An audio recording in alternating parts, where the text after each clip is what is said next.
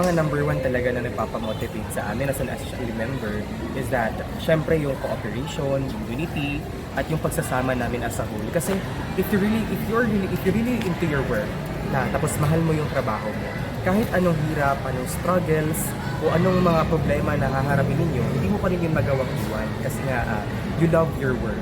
The more you love your work, the more ka magstay.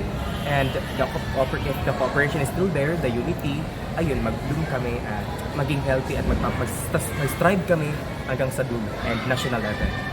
Good morning. As leaders of the radio broadcasting team, we show leadership by, of course, disciplining ourselves before. Good morning.